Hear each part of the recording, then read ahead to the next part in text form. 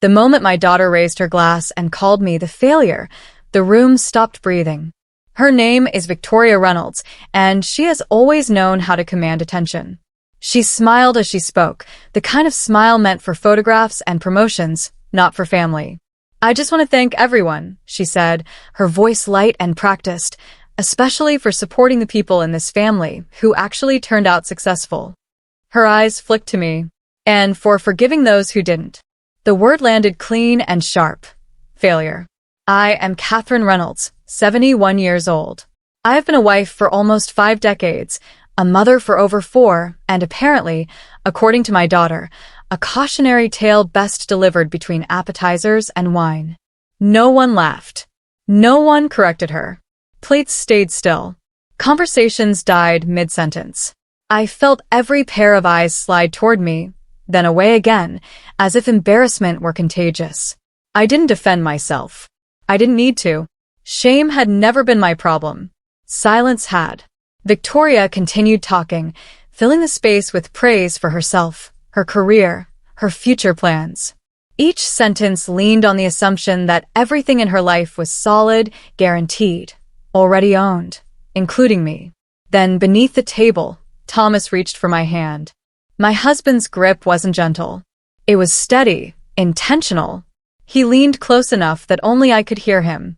"She doesn't know yet," he said quietly. I turned my head just enough to see his face. Calm, focused. Not surprised, not angry, certain. I looked back at Victoria, still glowing under the attention. Unaware that anything had shifted, she spoke as if the night belonged to her, as if this dinner were a coronation instead of what it was becoming. Something inside me settled. Not courage, not anger, clarity. I realized then that this evening wasn't about enduring another insult or swallowing another slight. It wasn't about correcting her or pleading for respect. This night had already changed direction, and my daughter had no idea. They didn't start calling me a failure that night. Victoria only said it out loud. I had heard the word before, dressed up as concern, disguised as advice. "You had so much potential, Catherine. You played it safe. You could have been more." It always came from people who never asked what I had already given up. I used to teach literature at a small public school on the south side of Savannah. I loved that job. I loved watching students discover that words could change the way they understood themselves. Then Victoria was born, and later came her brother Michael. And then came my husband's heart scare that everyone forgets now. The hours didn't work anymore. The insurance didn't cover enough. Someone had to be practical. That someone was me. "I'll take a break," I told the principal. "Just a few years." Those years turned into decades. No one ever called that a sacrifice. They called it a choice. And choices, apparently, were easier to judge than circumstances. At the table, Victoria leaned toward her cousin Jessica and said, not quietly, "I just never understood settling." Her voice carried confidence, not cruelty, which somehow made it worse. I needed more than routine. I looked at her hands as she spoke, manicured, uncalloused, hands that had never packed lunches at dawn or balanced checkbooks at midnight. Thomas caught my eye. He didn't interrupt. He never did. He knew that if I spoke now, it would sound like defense, and defense was something I had done my whole life. Victoria went on about deadlines and leadership and recognition. She spoke as if success were a straight line and failure a personal flaw. Each sentence erased the hours I spent holding our family together while everyone else climbed. When she paused, I felt the weight of her words settle where my career used to be. I had been reliable, present, necessary. Somehow those qualities never made it into her definition of worth. I realized then that the name they gave me had never belonged to me at all.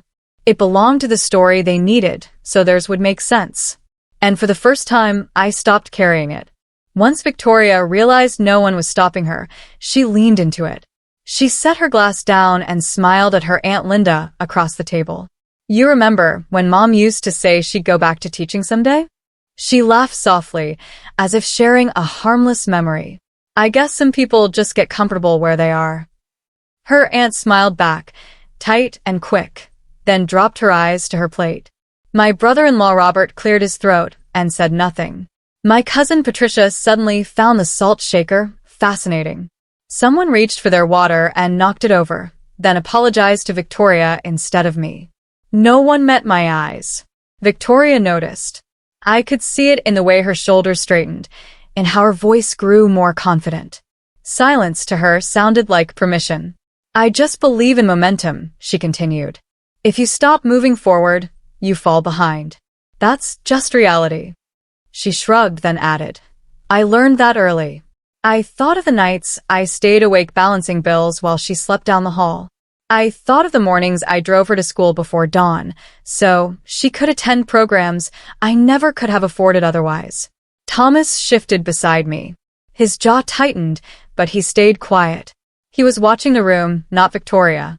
Diana Foster, my oldest friend, sat 2 seats away. She looked at me once, long enough for me to know she understood, then looked down. Even her silence hurt. It told me how alone I was willing to be made. Victoria tapped her fork against her plate. I don't mean to be harsh, she said, which was how I knew she meant to be exactly that. But pretending choices don't have consequences doesn't help anyone. A few people nodded, not in agreement, in relief. Relief that the attention wasn't on them. That was when it settled into place. This wasn't a careless remark. This wasn't wine loosening her tongue. The pauses were timed. The glances rehearsed. She knew who would stay quiet. She knew who wouldn't challenge her. She had chosen this moment because she believed it was safe to reduce me, safe to rename me. I folded my hands in my lap and felt Thomas's thumb press once against my knuckle. Steady and deliberate. I understood then that the silence around the table wasn't accidental. It was cooperation. Victoria spoke the way people do when they think the ending is already written. She leaned back in her chair and said, It's funny how things work out. Her eyes moved briefly toward me, then away. You plan long enough, and eventually everything falls into place.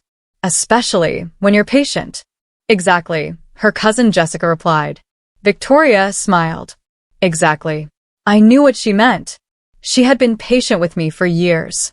Patient while she waited for signatures, for reassurances, for the quiet transfer of things she already considered hers. The house is such a burden at your age, she told me months earlier, standing in my kitchen with a folder tucked under her arm. Maintenance alone is exhausting. You should let me handle it. I remembered touching the edge of that folder, feeling the weight of the papers inside. I'll look at them later, I had said. She hadn't liked that. At the table now, she lifted her glass again, this time toward her Uncle William. It's nice knowing the future is settled, she said. No surprises, no loose ends. Thomas glanced at me. He didn't need to speak. We both knew which ends she believed were already tied. Victoria continued. I've already started planning ahead. It's responsible. She paused, then added casually, Mom agrees. She knows it's time to simplify. Simplify. That was her word for taking control. I set my napkin down slowly. I don't remember agreeing to that. She turned toward me, surprised, then recovered quickly. You said you trusted me, she replied. That's the same thing. Several people nodded, as if trust were a signature and silence a contract. Thomas's hand tightened briefly on my knee, grounding me. He had seen the emails, the follow-up messages, the reminders phrased as concern. He knew exactly how much Victoria believed she already owned. She believed the house was no longer mine. She believed the accounts were shared in name only. She believed the future had been signed away quietly, politely, without resistance. I looked at her then, really looked at her, and understood the shape of her confidence. It was built on assumptions, not facts. On pressure mistaken for consent. Victoria raised her glass again, satisfied, unaware of how fragile her certainty truly was. And for the first time, I saw the leverage she thought she held. It was all she had. Thomas had warned me about this moment long before Victoria ever raised her glass. Don't sign anything when you feel rushed, he'd said, standing at the kitchen counter while I flipped through papers I didn't fully understand. And don't let anyone convince you silence counts as consent. I had smiled then, tired more than doubtful. She's my daughter, I told him. She wouldn't hurt me. He hadn't argued. He never did when I spoke from hope instead of evidence. He had only gathered the documents, slid them into a folder, and placed them in the safe. We'll keep these untouched, he said, just in case. There had been other moments, too. Victoria forwarding emails and asking me to confirm things I hadn't agreed to. Victoria calling late at night, her voice tight with urgency. I just need you to trust me, Mom. And every time, I chose peace over confrontation, delay over refusal, quiet over clarity. It was easier to protect her than to correct her. Diana had tried to tell me otherwise.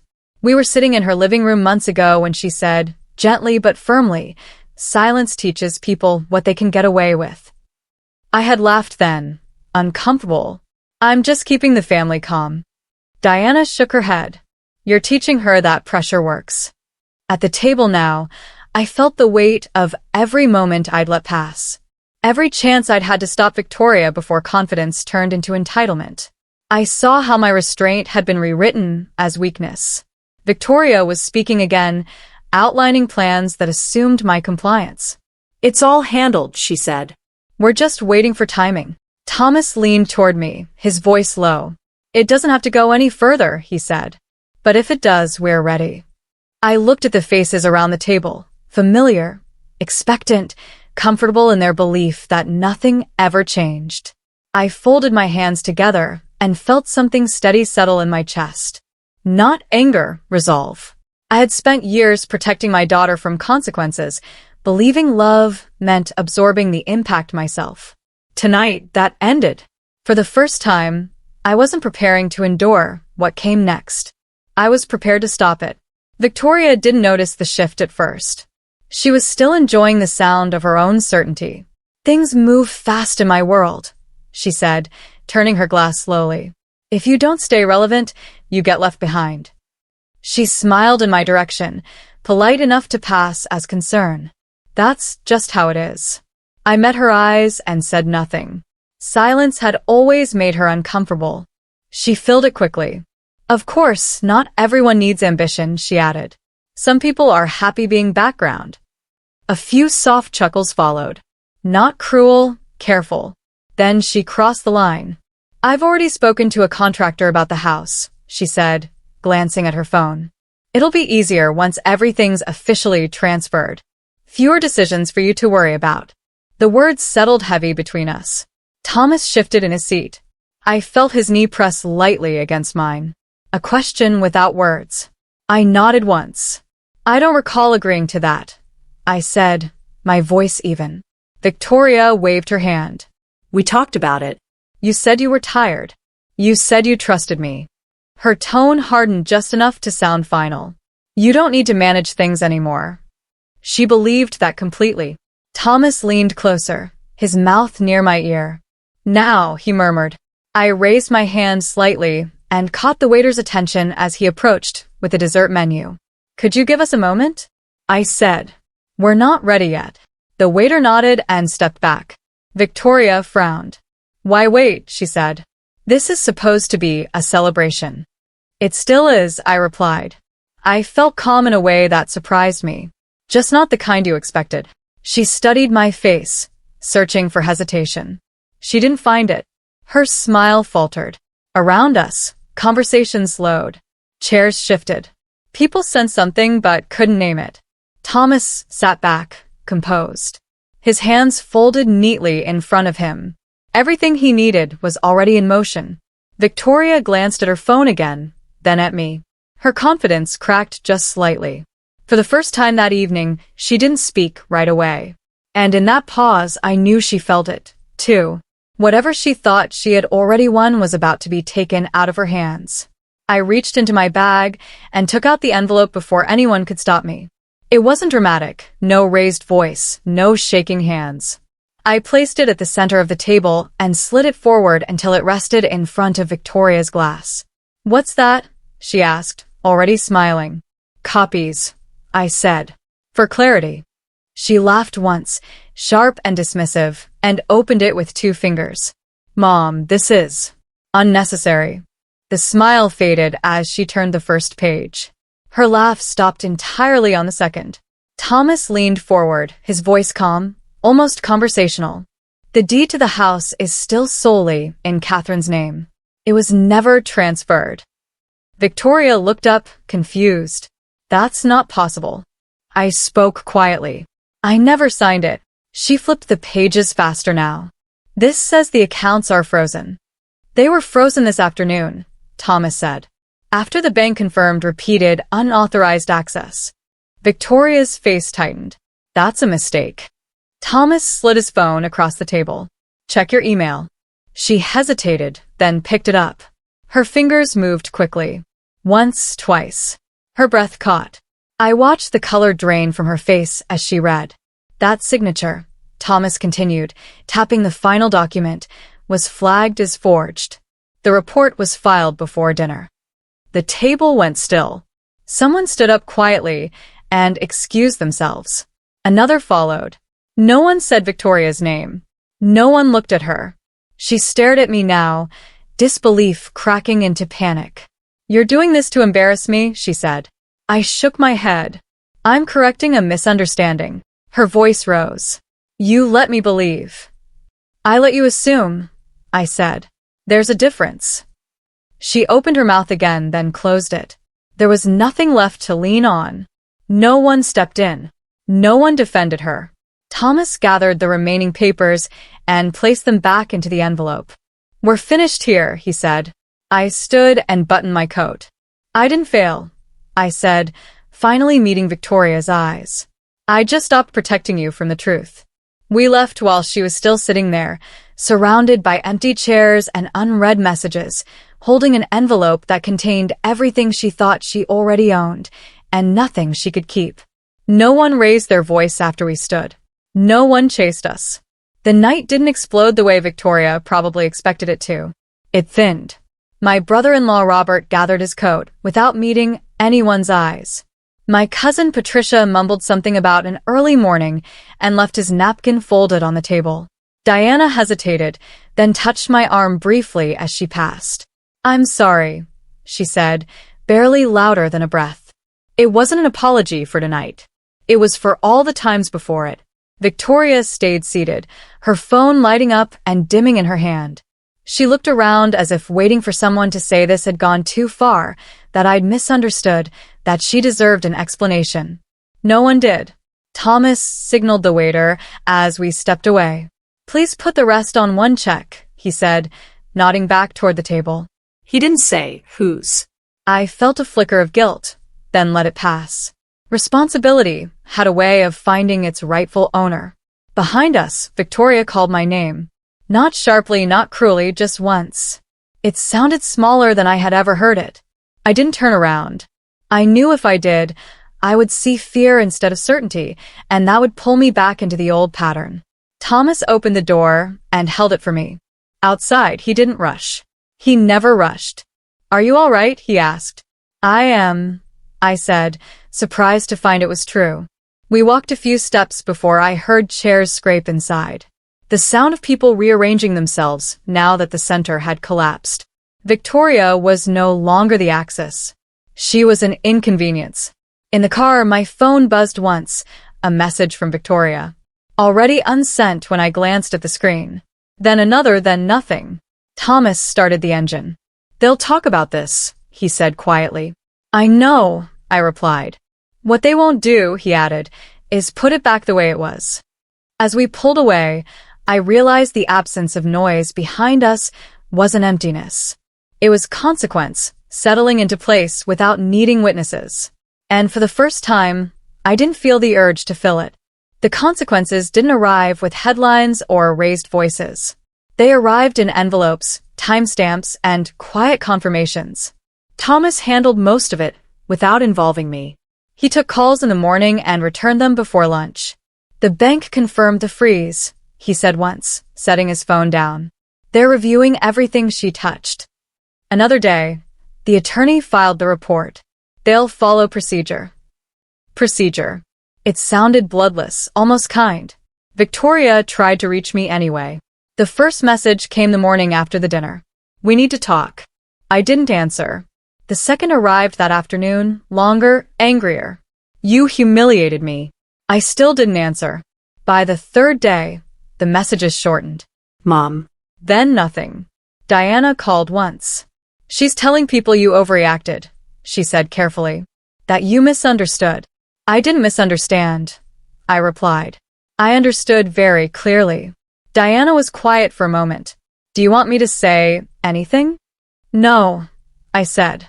Let it stand. That was the difference I was learning to hold. Punishment demanded reaction. Boundaries did not. I wasn't interested in watching Victoria lose her footing. I was interested in stepping out of her reach. One afternoon, Thomas brought the folder out of the safe and placed it on the table between us. You don't have to look, he said. I want to, I replied. I flipped through the pages slowly. Deeds, statements, dates that told a story I had avoided reading for years. Not betrayal, exactly. Assumption. Pressure. A daughter who believed access was entitlement and silence was approval. Thomas watched me closely. How do you feel? I searched for the word and didn't find triumph. I found something steadier. Finished, I said. He nodded. That's what boundaries feel like when they hold. Later that week, I passed Victoria's name on my phone without stopping. Not because I was strong, because I was done negotiating my dignity. I understood then that control was expensive. It cost trust, connection, and eventually leverage. Letting it go felt lighter than winning ever had. Peace didn't arrive all at once. It settled in pieces, each one earned by not reaching back. And I let it. The house was quiet when I unlocked the door, the same way it had been for years. That quiet belonged to me now, in a way it hadn't before. I set my keys down and rested my hand on the entry table, grounding myself in the simple truth that the walls, the floors, the memories were still mine. Nothing had been taken from me. Something had been returned. Thomas hung his coat and watched me carefully. You okay? He asked. I am, I said. And this time the words didn't feel like practice. Over the next weeks, I heard things secondhand. Invitations went out without Victoria's name.